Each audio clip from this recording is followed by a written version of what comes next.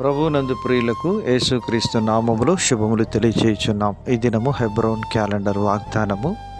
నిన్ను ఏమాత్రమును విడువను, నిన్ను ఎన్నడును ఎడబాయను. హెబ్రీ పత్రిక 13వ అధ్యాయము 5వ వచనంలో దేవుడు ఈ మాటలు తెలియజేస్తున్నాడు. ప్రియమైనటువంటి దేవుని ప్రజలారా, దేవుడు తన ప్రజలను ఎన్నడూ కూడా ఎడబాసిన వాడు కాడు.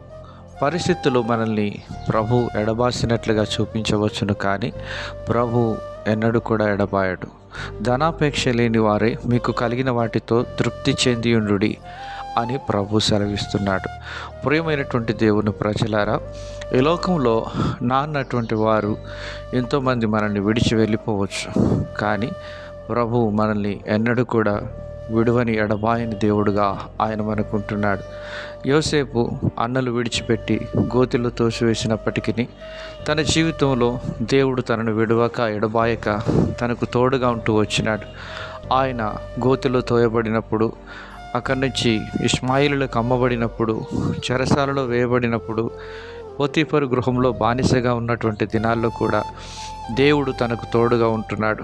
ప్రియమైనటువంటి దేవుని ప్రజలారా, దేవుడు మనకు తోడుగా ఉన్నాడు కనుకనే మన జీవితంలో ఇంతవరకు ఆయన కృపను అనుగ్రహించి నడిపిస్తూ వస్తుంటున్నాడు.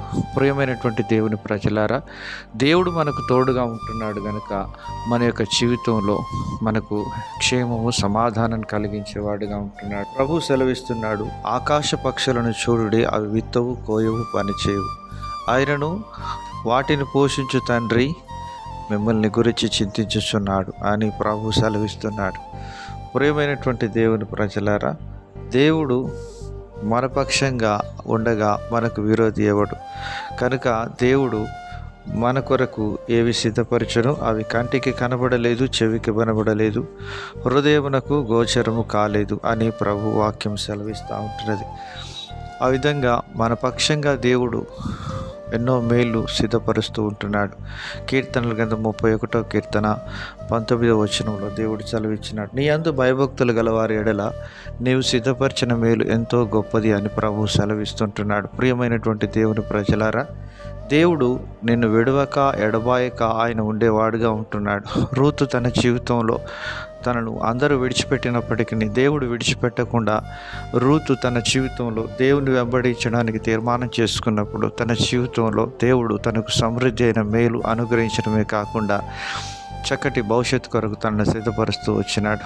ప్రియమైనటువంటి దేవుని ప్రజలారా, ఒకవేళ మన జీవితంలో కష్టాలు, నష్టాలు, బాధలు, వ్యాధులు ఎన్నో ఎదురైనప్పటికీ ప్రభువు నీకు తోడుగా ఉన్నాడనే సత్యాన్ని ఎప్పుడు కూడా మర్చిపోవద్దు. దేవుడు నీకు తోడుగా ఉన్నాడనే సత్యాన్ని మర్చిపోయేటట్లుగా చేసేది పరిస్థితుల వైపు చూడక ప్రభు వైపు చూసి ముందుకు సాగి ఆ దీవెనలు పొందుకుందు.